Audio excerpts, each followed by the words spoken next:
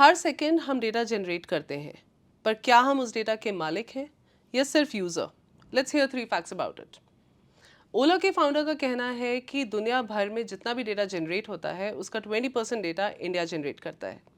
एक और रिपोर्ट ये कहती है कि इंडियन एंटरप्राइजेस का 70% डेटा फॉरेन क्लाउड्स पे सेव्ड है। दुनिया भर में 120 जेटाबाइट्स जो डेटा है वो 2023 में जनरेट हुआ है, बट वही डेटा 2025 में 181 का फिगर क्रॉस करने वाला है। तो यहाँ सवाल ये उठता है कि हम डेटा तो जनरेट कर रहे हैं हर सेकेंड, पर अगर वो फॉरेन क्लाउड्स पे सेव हो रहा है तो क्या ये हमारे लिए थ्रेट है? क्या ये एक चैलेंज है? इसी को जानने के लिए आज हमारे साथ जो एक्सपर्ट जुड़े हैं, मनोज धांधा जी, उन्होंने देश का क्लाउड बनाया है। तो Manoj ji, a very warm welcome to our show. Thank you. And please tell us something about yourself, your experience, आपने जो काम किया है आपकी कंपनी के बारे में।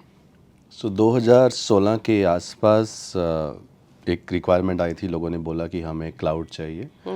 वहाँ पे क्वेश्चन आया था कि हम देश का क्लाउड क्यों नहीं बनाएंगे, क्यों हम विदेशी कंपनियों से लेके आते रहेंगे। एंड जब वो गैप देखा हमें कि कोई भी इंडिया में क्लाउड प्रोवाइडर ऐसा नहीं था, देन आई डिसाइडेड कि हमें ही बनाएंगे।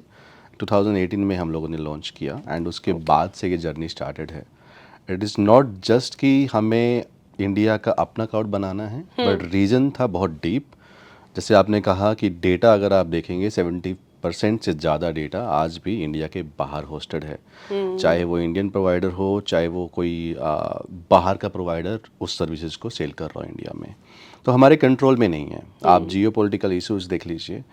आज के टाइम में जो हो रहा है, किसी के ऊपर भी अगर कोई भी सैंक्शन लग रहा है तो इमीडिएटली आपका डेटा बंद कर दिया जाता है, आपके जो सॉफ्टवेयर लाइसेंस हैं उसको बंद कर दिया जाता है। सो मैं कहता हूँ कंट्रोल क्यों नहीं हो हमारे पास, क्यों हमारे पास नहीं आना चाहिए। बिल्कुल। सो उसी सोच के साथ ये क्लाउड प्लेटफॉर्म बनाया गया। ओके। तो जो डेटा हमारा कलेक्ट होता है, जो हम जनरेट कर रहे हैं वो डेटा कलेक्ट होता है, पर आम यूज़र को इसकी ज़्यादा नॉलेज नहीं होती है कि वो डेटा कैसे यूज़ हो रहा है। तो क्या ट्रांसपेरेंसी वहाँ पे रखनी चाहिए? क्लाउड जो सर्वर्स जिन्होंने बनाए हैं या गवर्नमेंट की अगर बात करें, क्या ट्रांसपेरेंसी रखनी चाहिए? नॉर्मली यूजर को मालूम होता है जो डेटा सेंटर या फिर क्लाउड प्रोवाइडर से डील करते हैं, जैसे कि इंटरप्राइजेज हैं, एसएमबीज हैं, दे नो कि डेटा कहाँ पे स्टोर हो रहा है। But people who using SaaS software, SaaS होते हैं सॉफ्टवेयर एज ए सर्विस, जिन्होंने कोई सर्वर नहीं खरीदना, जिन्होंने कोई सॉफ्टवेयर नहीं बनाना, बस जाके सर्विस यूज कर ली। जैसे कि आप जीमेल की बात कर लीजिए या फिर आप चैट जीपीटी की बात कर लीजिए। सो वहाँ पे यूजर अवेयर नहीं होते कि डेटा कहाँ पे स्टोर है।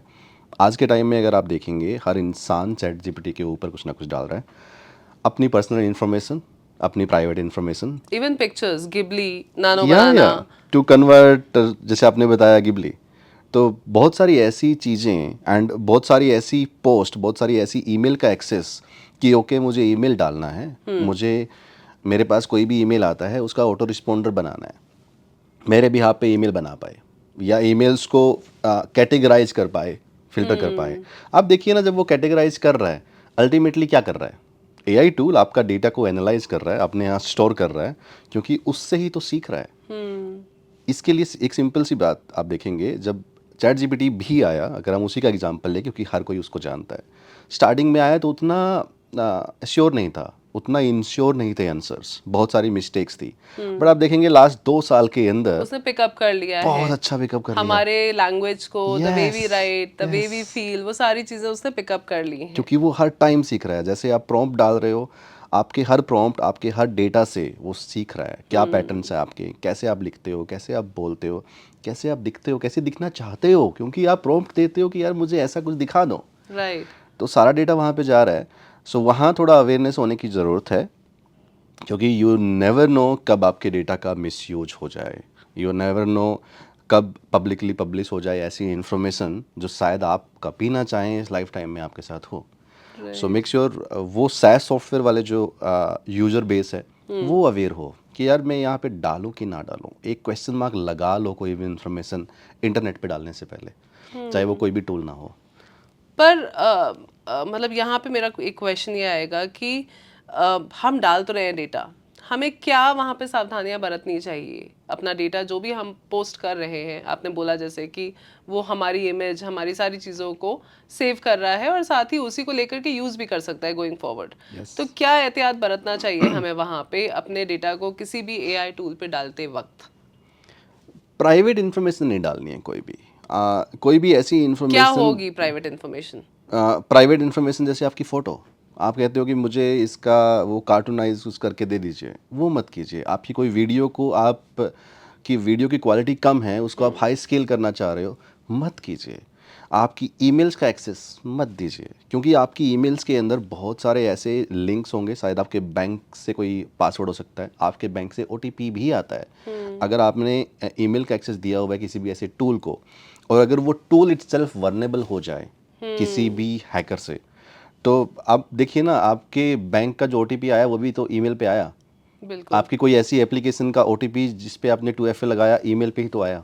तो जब ईमेल के ऊपर वो आ गया, देन कोई भी आपके अकाउंट में लॉगिन कर सकता है। और अब तो तो जो कंपनी स्पेसेस हैं, उनके वर्क हाँ, स्पेसेस जो हैं, वो भी एसोसिएटेड है बिल्कुल। क्लाउड सर्वर से। सारा उसी से लॉगिन होता है, उसको हम एसएसओ लॉगिन बोलते हैं, सिंगल साइन इन ऑथराइजेशन। तो उसके थ्रू सब कुछ ऑथराइज होता है। तो अगर आप ऐसा कुछ देंगे, आपके फ़ोन का एक्सेस देंगे, आप कहते हो कि मैं पूरा एनालाइज कर रहा हूँ कि मैं पूरे दिन क्या करता हूँ, कौन सी ऐप्स ओपन करता हूँ, मत कीजिए, नहीं है आपको ज़रूरत। आप वो डेटा मत दीजिए जो आप कभी ना चाहें, जिसकी वजह से आपके बैंकिंग, आपके फाइनेंशियल, आपके पर्सनल रिकॉर्ड कभी लीक हो, या उसको मिसयूज करके आपके लिए ही हार्मफुल बना दिया जाए। तो मनोज जी, आपने बताया कि किस तरीके से हमें अपना पर्सनल डेटा सेव नहीं करना चाहिए एआई टूल्स पे, बट क्लाउड स्टोरेज के साथ साइबर फ्रॉड्स, हैकिंग के भी बहुत आ रहे हैं केसेस।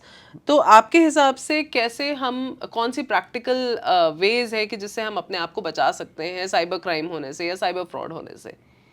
तो क्लाउड सिक्योरिटी टर्म है जो कि सबसे इम्पोर्टेंट है। इट इज़ लाइक, आप ड्राइव कर रहे हो तो वो सीट बेल्ट है आपके लिए। ओके। जब तक आपने लगाई, आपकी ज़िंदगी सेफ है। अगर आपने नहीं लगाई, तब तक आपको लगता है कि कुछ नहीं होता, बट अगर कुछ भी हो जाए, सीट बेल्ट लगी है तो यू आर सेफ। तो इसीलिए क्लाउड डेटा, क्लाउड स्टोरेज कुछ भी है, उसको सेफ करने के लिए हमेशा क्लाउड सिक्योरिटी के ऊपर फोकस करना चाहिए। जैसे कि आपको फाइवर्स लगानी चाहिए, आपको बैकअप्स लेने चाहिए, आपको स्नैपशॉट्स लेने चाहिए, आपको इम्यूटेबल बैकअप्स लेने चाहिए। वो करेगा क्या कि कल की डेट में अगर आपके पास रैंसमवेयर भी आ गया आपके डेटा पे, इनक्रिप्ट भी हो गया, तो भी आपके पास बैकअप होगा। एक कंट्री है जिसके साथ यूक्रेन थोड़े टाइम पहले हुआ था, उनके पूरे सिस्टम के ऊपर, पूरे स्टोरेज के ऊपर रैंसमवेयर आ गया था। उनके पास बैकअप था, तभी वो सब कुछ बचा पाए। नहीं तो आप सोचिए, वो शहर अगले 24 से 48 घंटे या हो सकता है कई दिनों तक अंधेरे में रहता। तो उनके पास वो बैकअप था, उसको रिस्टोर कर पाए। तो कोई भी क्लाउड स्टोरेज आप ले रहे हैं, मेक श्योर उसका बैकअप मल्टीपल लोकेशंस पे लीजिए, ना कि सिंगल प्रोवाइडर के ऊपर लीजिए। And backup should be immutables there. Okay, very true, very well sir actually.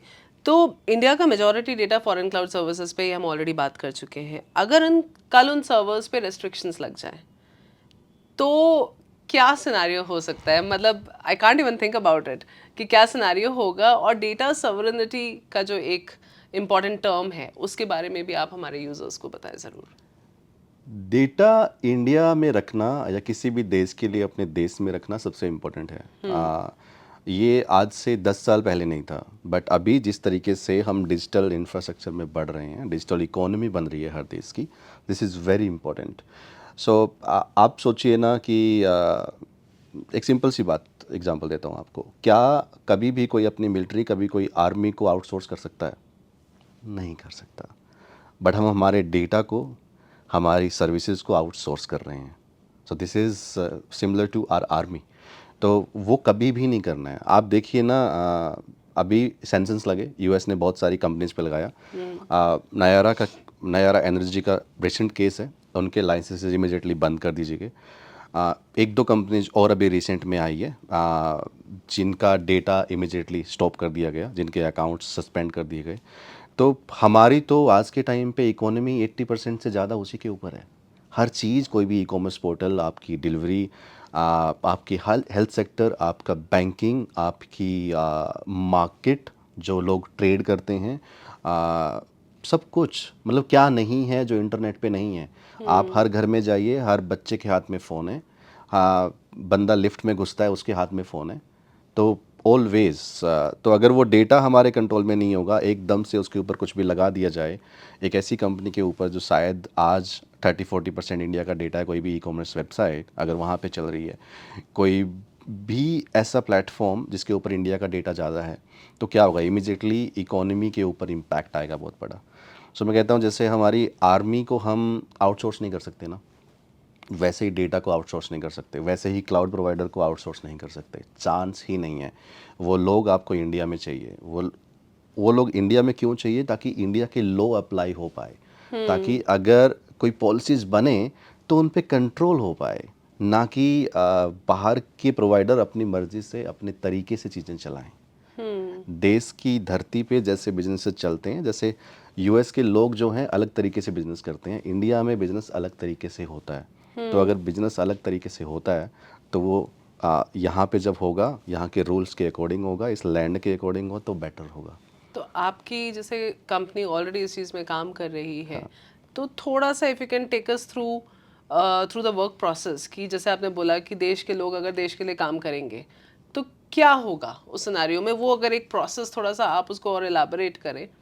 Example के लिए आप देखिए कि अगर आउटसाइड इंडिया का कोई भी कंपनी कोई भी सर्विस लेता है, सो वो लिमिटेड होता है जो सर्विस उसने ली है। जैसे कि अगर उसने एक क्लाउड सर्वर लिया या एक स्टोरेज लिया, so that is limited to cloud server. India में ऐसा नहीं है। इंडिया में कहते हैं मैंने आपसे सर्वर लिया, मुझे बता दीजिए चलता कैसे है, मुझे इसके लिए रिसोर्सेज प्रोवाइड करवा दीजिए, कौन मैनेज करेगा। तो वो सब आउटसाइड इंडिया नहीं है, एंड ना ही कोई भी ऐसी कंपनी सपोर्ट करती है। आप कभी भी देखेंगे, और मैं इनवाइट करूँगा थोड़ा सा रिसर्च इसके ऊपर अगर आप करें तो आप और बेटर तरीके से इसके ऊपर एक्सप्लेन कर पाएंगे। कोई भी बाहर की कंपनियां इन चीज़ों पे कभी सपोर्ट ही नहीं देती, ओके, इंटरेस्टिंग। इन चीज़ों पे कभी सुना ही नहीं जाता कि ओके ये कैसे मैनेज होगा, हम लोग बताएंगे आपको। नहीं, हमारे यहाँ ऐसा नहीं है। हमारे देश के लोगों को एक ह्यूमन टच चाहिए होता है, बाहर नहीं चाहिए होता। बाहर कहते हैं हमें ना डॉक्यूमेंट दे दो, हम देख के कर लेंगे। यहाँ कहते हैं भाई अब 2 मिनट बता दो ना फ़ोन पे आके। ओके, ये डेमो बहुत दे दो, बड़ा, वहाँ पे हाँ मैनुअल है तो उससे हो जाएगा सब कुछ। बिल्कुल। तो इंटरेस्टिंग। हमारे यहाँ भी मैनुअल का जो कल्चर आया था वो वहीं से आया था, लेकिन फिर भी वो इतना इफेक्टिव नहीं नहीं है। है। नहीं है। हमें ह्यूमन से बात करके प्रॉब्लम को समझना, और ह्यूमन अगर हमसे बात कर लेना, प्रॉब्लम हम खुद भी समझ जाते हैं। कई बार होता क्या है, सोल्यूशन हमें खुद भी मिल जाता है। दिस इज़ हाउ हमारे देश के लोग हैं। तो वहाँ पे ऐसी कोई स्पेसिफिक आपको कोई याद आ रही हो, कोई स्टोरी जहाँ पे यूजर ने, मतलब जो क्लाइंट आपका है, उन्होंने आपसे कुछ एक्स्ट्रा कुछ मांग लिया हो, तो ऐसा कुछ एक्सपीरियंस अगर आप शेयर करना चाहें। हम क्योंकि यहीं पैदा हुए हैं, यही दुनिया देखी है, शायद हमें इसलिए एक्स्ट्रा नहीं लगता। तो मैं एक्स्ट्रा तो नहीं बोलूँगा, लेकिन रात के 2 बजे अगर किसी ने हमारे यहाँ पे कुछ किया एंड उसको अपना एप्लीकेशन लाइव करना है एंड डोंट नो कैसे वेब सर्वर सेटअप होता है, सो उसने कॉल किया कि मुझे ये सेटअप करवाना है, तो टीम वहाँ पे अवेलेबल होनी चाहिए। तो ये, और ऐसी कॉल्स, ऐसी रिक्वेस्ट बहुत आती है, भर भर के आती है। तो इसीलिए क्या जो हमारा इंडिया का वर्कफोर्स है वो बहुत आउटसोर्स्ड काम करता है ऑलरेडी। मतलब आई सी इन माय सर्कल कि गो लाइव है तो रात के 3 बजे भी सपोर्ट दे रहे हैं, 2 बजे भी सपोर्ट दे रहे हैं, ऑल तो वहाँ का टाइम वही है। बट क्या इंडिया का जो वर्कफोर्स है, is it like easily available? I mean I think that's a side question, but just want to know that. आप ऐसा बोल सकते हो। इजीली अवेलेबल के साथ मैं बोलूँगा कि रेडी टू हेल्प ओके। किसी भी सिचुएशन में। तो अगर कोई भी जितने भी कॉल सेंटर्स चल रहे हैं, जितने भी आईटी सर्विसेज यहाँ से चल रही है, जो सपोर्ट मिलता है, क्यों दे पाते हैं? क्योंकि वो है एक हेल्प करने की काबिलियत है यहाँ पे, कि सुनने की काबिलियत है, कि सुनेंगे और प्रॉब्लम को सॉल्व करेंगे। तभी आप देखेंगे ज़्यादातर जितने भी सपोर्ट सिस्टम्स हैं आईटी से रिलेटेड, वो सब इंडिया से चलते हैं ज़्यादातर। बहुत ज़्यादा आउटसोर्स इंडिया से ही होता है। हाँ, therefore that was my specific question because I see there are friends in my circle who are giving that support. तो sometimes I really want to ask कि क्या हम easily available है, या ऐसा क्या हमारे पास स्पेशल है कि इंडिया की वर्कफोर्स इतनी पावरफुल है अक्रॉस द ग्लोब। तो उसी से रिलेटेड मेरा दूसरा एक सवाल आपसे ये होगा कि जो बच्चे अभी कॉलेजेस में हैं, आपकी जो रिक्वायरमेंट्स हैं, आपकी फील्ड की जो रिक्वायरमेंट है, उसके हिसाब से उनको कैसे अपने आप को अपस्किल करना है, कैसे डिफरेंट होना है ताकि हमारी जो ग्लोबल इंडिया की जो वर्कफोर्स है वो ग्लोबल बनी रहे? How should we do that? AI का ज़माना है, और जब एआई है तो टेक्नोलॉजी से आप पीछे नहीं हट सकते। पहले होता था कि ठीक है, मैं टेक नहीं सीखूंगा, मैं किसी डिफरेंट उसमें चला जाऊंगा। आज का टाइम ऐसा है कि आप किसी भी एरिया में जाइए, कुछ भी चूज कीजिए अपने करियर में, लेकिन आपको टेक तो यूज़ करना ही पड़ेगा। मतलब मैंडेटरी हो जाएगा। आज के 10 साल के बाद तो आप बोल ही नहीं पाओगे कभी भी कि मैं नहीं यूज करूँगा टेक। सो हमारी इंडस्ट्री कैसे काम करती है, एआई कैसे है, अगर कोई क्लाउड के इकोसिस्टम में आना चाहिए तो उसको सर्वर्स कैसे चलते हैं, एप्लीकेशन कैसे होती है, वर्क फ्लोज कैसे काम करते हैं, बेसिकली लॉजिकली कैसे चीज़ें काम करती है, स्टेप बाय स्टेप सिस्टम कैसे काम करता है, उस पर थोड़ा सा सीखना चाहिए। लाइनक्स सर्वर्स क्या होते हैं, विंडोज सर्वर्स क्या होते हैं, थोड़ा सा सीख लो। एंड बहुत सारी वीडियोस हैं यूट्यूब पे जहाँ पे जाके वो सीख सकता है इजीली। मतलब उसको 6 महीने साल लगाने की ज़रूरत नहीं है। अगर कोई भी वन थिंग बनाए अपने लिए अगले 3 महीने के लिए कि मुझे क्लाउड और एआई की दुनिया के बारे में जानना है, इतना जानना है कि मैं कुछ काम कर पाऊँ वहाँ पे, किसी भी ऑर्गेनाइजेशन में जाके हेल्प कर पाऊँ एंड शायद उसको मोनेटाइज कर पाऊँ। तो एग्जैक्टली। 3 महीने के लिए कोई भी वन थिंग बना लेगा कि क्लाउड सर्वर्स क्या होते हैं, स्टोरेज क्या होती है, नेटवर्क आर्किटेक्चर क्या होता है क्लाउड के अंदर, कैसे एक डिवाइस से, लैपटॉप से या मोबाइल से रिक्वेस्ट जाती है इंटरनेट के थ्रू, फिर वो डेटा सेंटर में जाती है, फिर वो सर्वर को हिट करती है, वो डेटा देखती है, उसको प्रोसेस करती है, देन वापस उस मोबाइल या लैपटॉप को रिस्पॉन्स देती है। इस लॉजिक को समझना है तो उसको क्लाउड समझ में आ जाएगा। आज के टाइम में लेटेस्ट टेक्नोलॉजीज़ हैं, डेवऑप्स हैं, कुबरनेटीज़ कैसे काम करता है, CI/CD पाइपलाइंस कैसे काम करती है, यानी कि कोड लिखा एंड वो स्टेप बाय स्टेप एक पाइपलाइन के थ्रू पास होके प्रोडक्शन पे चला जाएगा, यानी कि वो फेल नहीं होगा। फेल होने से पहले पता चल जाएगा, प्रोडक्शन पे ना जाए। उसके बाद एआई की अगर आप बात करते हो तो वर्क फ्लोज को समझना ज़रूरी है।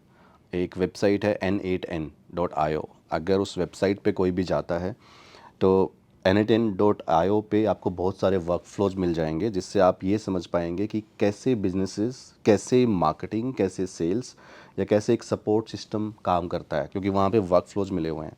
चैट बोट कैसे काम करता है, एआई के बारे में काफ़ी कुछ सीखने को मिलेगा कि एआई कैसे डेटा उठाती है, उसको प्रोसेस कैसे करती है एंड देन उसका आउटपुट कैसे देती है। तो वहाँ से वो सीखने को मिलेगा आपको।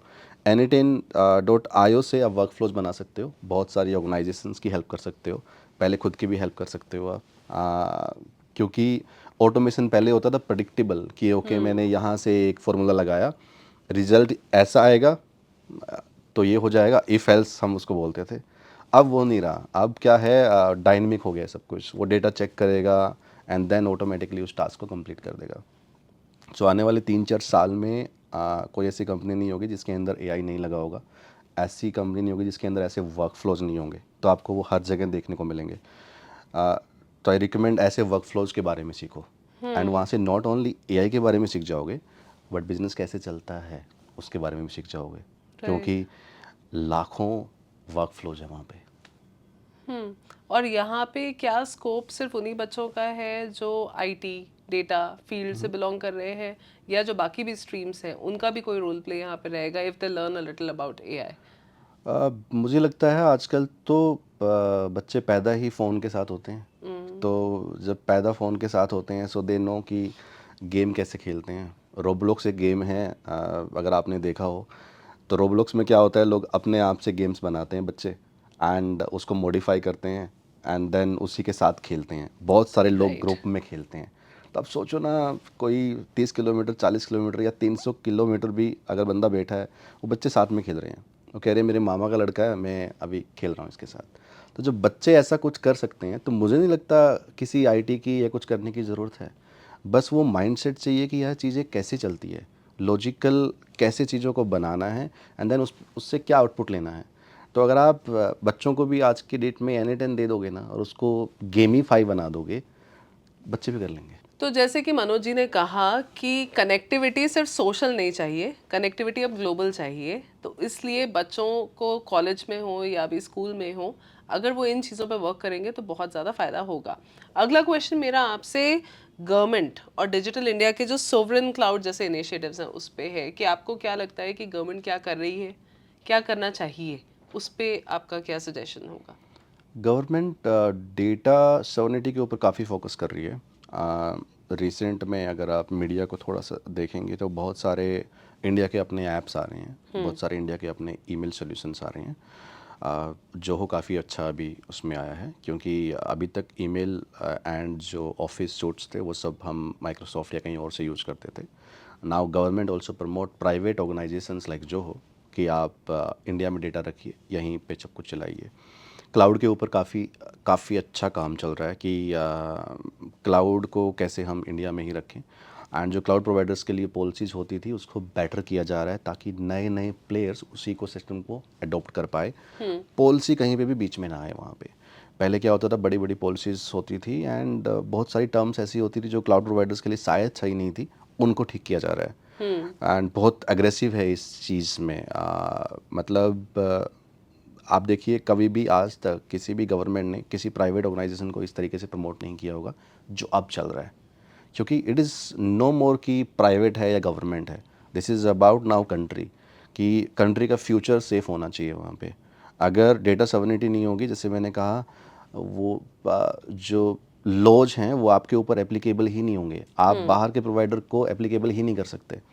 तो अगर देश की सेफ्टी चाहिए, देश का डेटा चाहिए, तो सॉवरेनिटी पे होना चाहिए। उसके लिए मुझे लग रहा है गवर्नमेंट एज़ कम्पेयर टू अगर 10 साल पहले की बात करें, बहुत अग्रेसिवली काम कर रही है, अभी बहुत सीरियस है। इंडिया एआई का समिट भी अगले साल है, तो व्हाट डू यू थिंक कि क्या हम एक्सपेक्ट कर सकते हैं अगले कुछ सालों में, और क्या फ्रेमवर्क्स रिक्वायर्ड है अभी भी जो नहीं है? मुझे लग रहा है थोड़ा सा अवेयरनेस होनी चाहिए कि कैसे एआई को यूज़ किया जाए, क्योंकि रिस्पॉन्सिबिलिटी के ऊपर जब हम क्वेश्चन करते हैं तो वहाँ पे गैप देखने को मिलता एआई है। लिटरेसी की बात कर रहे हैं आप? करेक्ट। वहाँ हम कहते हैं कि एआई ने गलत रिस्पॉन्स दिया तो इसमें यूज़र क्या करे। यूज़र अगर एआई को यूज़ कर रहा है तो that mean user is responsible. Exactly ये भी मेरा एक क्वेश्चन राइट। आपसे है कि कौन डिसाइड करता है कि गलती कहाँ है, specially with the AI generated content. That would be my next question to you. आप अभी प्लीज कंटिन्यू। बिल्कुल, देखिए एआई एआई मिस्टेक करेगा, हमेशा करेगा। उसको मिस्टेक को कैच करना एंड देन पब्लिकली डालना। जैसे आजकल तो बहुत सारे कंटेंट आर्टिकल सब वहीं से लिखे जा रहे हैं, ईमेल्स एआई से लिखे जा रही है, कोई भी स्क्रिप्ट एआई से लिखी जा रही है। सो मेक श्योर जब आप 4 घंटे लगा के उस काम को करते थे, अगर आज वो 4 मिनट या 20 मिनट में हो रहा है, तो एटलीस्ट आपको 10 मिनट और लगानी चाहिए उस चीज़ को देखने के लिए कि क्या कंटेंट आया है, क्या ऐसी चीज़ आई है जो कि मैं अभी फ़िल्टर कर सकता हूँ, मैं रिस्पॉन्सिबिलिटी ले सकता हूँ। या फिर बीच में हमने देखा था कि ऐसा कुछ भी ठीक है कि वहाँ पे एक टैगलाइन लगा दी जाए, डिस्क्लेमर दिया जाए कि एआई ने जनरेट किया है, this is not my personal view, या फिर पर्सनली मैंने नहीं लिखा, अगर कोई कंटेंट की बात करें। दूसरी, आप बात कर रहे थे सॉवरेनिटी की, सो that is very very important. उसके बिना देश का फ्यूचर, किसी भी कंट्री का फ्यूचर सिक्योर नहीं हो सकता। तो नॉट ओनली इंडिया, आज मुझे लग रहा है हर कंट्री सॉवरेनिटी के ऊपर फोकस कर रही है। राइट। तो coming back to the AI generated content part and the ownership and the legal framework around it, क्योंकि जैसे जैसे मिस इन्फॉर्मेशन की अगर हम बात करें या डिस इन्फॉर्मेशन की बात करें, फेक इन्फॉर्मेशन की बात करें, तो हु डिसाइड्स कि कंटेंट गलत है, किसकी ओनरशिप आती है? क्या वो मेरी, अगर मैं जनरेट कर रही हूँ, या अगर क्लाउड सर्वर्स उसको सेव कर रहे हैं, या जिस कंपनी के थ्रू वो क्रिएट किया गया है, किसकी ओनरशिप आती है? पहली बात ये। दूसरा, लीगल फ्रेमवर्क्स क्या होने चाहिए उसके around? That will be my question. मुझे लग रहा है जिस इंसान ने जिन लोगों ने अगर सड़क बनाई है, हाईवे बनाया है गाड़ी चलाने के लिए, वहाँ पे अगर एक्सीडेंट होता है तो वो सड़क वाले को जिम्मेदार नहीं ठहराना चाहिए। वो अकेला जिम्मेदार नहीं होता उस चीज़ के लिए, तो वो ड्राइवर जो उस चीज़ को ड्राइव कर रहा है उसकी बहुत बड़ी रिस्पॉन्सिबिलिटी आती है वहाँ पर पे। सड़क पे अगर पॉट होल्स है तो? मैं वही कह रहा हूँ, तो अगर वहाँ पे चैलेंज है तो ड्राइवर भी तो देख के चला रहा है कि आगे गड्ढा है कि नहीं है, आगे या गाड़ी आपकी है क्या कि नहीं है। स्पीड है, या जो भी है। डेफिनेटली। सो वहाँ उसकी बहुत ज़्यादा रिस्पॉन्सिबिलिटी है। मैं कहूँगा 80-20 इसको मैं डिवाइड करूँगा। 80% जो ड्राइव कर रहा है उसकी रिस्पॉन्सिबिलिटी है। अगर उसको दिख रहा है कि वो रोड ही ख़राब है तो वहाँ जाना क्यों है, मत जाइए ना आप। थोड़ा धीरे चला लें, सेफली चला लें। बिल्कुल। ऐसे ही एआई की दुनिया में है कि अगर आप कोई भी ऐसी सैस एप्लीकेशन, चैट जीपीटी या कोई और ऐसे टूल यूज़ कर रहे हो, सो इट्स योर रिस्पॉन्सिबिलिटी कि आप देख रहे हो कि जो रिस्पॉन्स आ रहा है वो क्या आ रहा है, वो हार्मफुल तो नहीं है, वो इन्फॉर्मेशन आ रही है वो फेक तो नहीं है, वो इन्फॉर्मेशन आ रही है वो आउटडेटेड तो नहीं है। वो इन्फॉर्मेशन किसी को गलत गाइड तो नहीं कर रही, तो वो तो आपको चेक करना पड़ेगा, क्योंकि एआई के पास तो जो इन्फॉर्मेशन थी, जो डेटा था, उस डेटा में से बेस्ट टू बेस्ट रिजल्ट आपको निकाल के दिया है। अब अगर उससे वो बेस्ट का वर्स्ट हो गया है, so then you need to check it. उसके बिना तो आपको यूज ही नहीं करना चाहिए, चाहे वो आपके वर्क फ्लोज हो, चाहे वो कंटेंट जनरेशन हो, चाहे वो वीडियो जनरेशन हो, कुछ भी हो चाहे। Right. What a suggestion. So my last question. Last, in fact, I would want you to suggest something to my audience, something that is required and we are missing out on it maybe. Tech को जैसे पहले लोग ज़्यादा serious नहीं लेते थे, मुझे लग रहा है अभी टेक को सबसे ज़्यादा सीरियस लेना चाहिए। एंड टेक को कॉम्प्लेक्स मत समझिए। टेक जैसी सिंपल चीज़ बोलेंगे मैंने किया है तो मैं बोल रहा हूँ, बट सच में टेक जैसी सिंपल चीज़ कुछ नहीं है। यकीन ना आए तो अपने बच्चों से पूछ लो, उनको कोई भी ऐसी चीज़ दे दीजिए अपने मोबाइल में करने के लिए कि यार ये नहीं हो रहा है, they will do it in seconds. और आपने एक्सपीरियंस किया ही होगा, ऐसी ऐसी चीज़ें बच्चे आपको फ़ोन में निकाल के दिखा देते हैं, कभी आपने एक्सप्लोर भी नहीं किया, आप कहते हो अच्छा ऐसा भी होता है। So tech is super simple, बस आपको एडॉप्ट करना है, आपको मानना है कि यार टेक के बिना अभी ज़िंदगी नहीं है। तो टेक को जितना सीख लेंगे उतनी लाइफ ईजी हो जाएंगी। लोग कहते हैं कि एआई नौकरियां खा जाएगा, बिल्कुल खा जाएगा, बट उन लोगों की जो कि एआई नहीं सीखेंगे। किसी ने एआई सीख ली तो उसकी नौकरी बहुत अच्छी हो जाएगी, बहुत हेल्प मिलेगी, चाहे वो किसी भी जॉब में हो। सो मेक श्योर आप एआई को, टेक को समझें और सीखें। It is no more just a technology, but it's a responsibility कि आप उसको आने वाली लाइफ में अभी यूज करेंगे तो रिस्पॉन्सिबली यूज भी कर पाएंगे। Right. Thank you so much for this insightful conversation, sir. Thank you. तो एआई अगर एक इंडियन क्रिकेट टीम का कैप्टन है, डेटा उसके प्लेयर्स, अब अगर क्रिकेट टीम में प्लेयर्स ही फॉरेन है तो कैसे इंडिया की जीत सुनिश्चित होगी, ये क्लाउड सर्वर्स डिसाइड करेंगे। और इसी के साथ मैं आज का सेशन ये क्लोज करना चाहूँगी, बट हमेशा ध्यान रखें कि जो भी इंफॉर्मेशन आप एआई टूल्स पे डाल रहे हैं या प्रोसेस कर रहे हैं उसको ज़रूर चेक करें, वेरीफाई करें विश्वास न्यूज़ के साथ। Until next week, be careful and stay safe.